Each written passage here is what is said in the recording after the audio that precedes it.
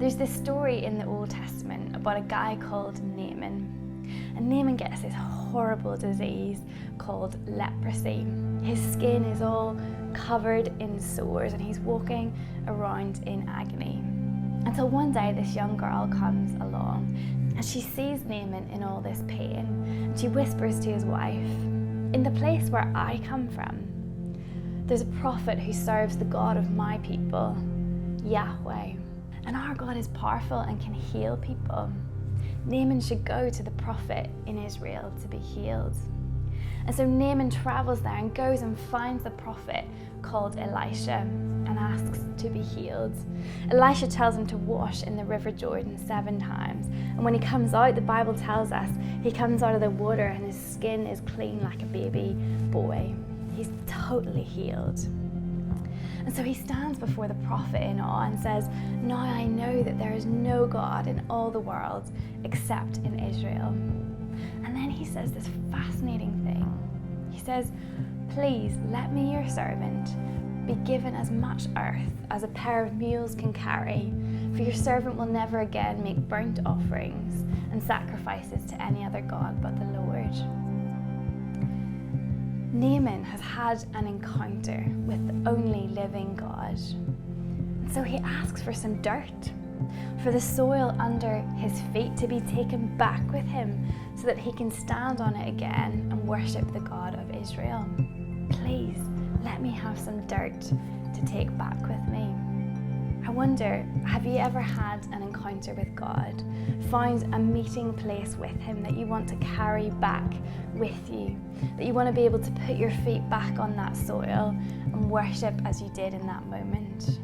But we fast forward from Naaman to the New Testament, where Jesus is talking to a Samaritan woman about worshipping on a certain mountain or city. And Jesus says this to her. He says, "Believe me, woman, a time is coming when you will worship the Father, neither on this mountain nor in Jerusalem. A time is coming and has now come when the true worshippers will worship the Father in spirit and truth, for they're the kind of worshippers the Father seeks." The time of worshipping in certain places at certain times is over, and the season has come of worshipping in spirit and in truth. Anywhere, anytime, in our hearts, our spirits, and by the truth of His Word. In other words, you no longer need to carry the soil of your encounters with God in order to worship Him again. The meeting place has become completely redefined, and if you want to encounter God, it no longer matters what soil you're standing on. The meeting place, the place of connection and encounter with God, is now in spirit and truth.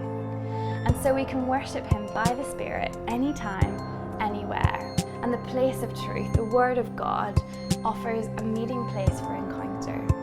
The Bible is not just a textbook or guidebook to tell us about God. It is divine. It is actually a meeting place within which we encounter Christ. We don't need to go around looking for a burning bush. We don't need to find sacred soil to stand on or climb Mount Sinai to find God. When we want to meet with God, we have a meeting place, a place of encounter where He is always to be found. The Bible is the living, active Word of God. The whole thing is about Him and is written by Him. And so every time we spend time in this book, we actually step into an encounter with Christ. It is a meeting place where God is to be found and is so freely available to us any minute of any day. When we search for Him here, we will find Him. So today, may you make a sacred space in your day to find God at the meeting place of His Word. And as you open the pages of this book and delve into its spirit-soaked truth, may you step into an encounter with the risen Jesus.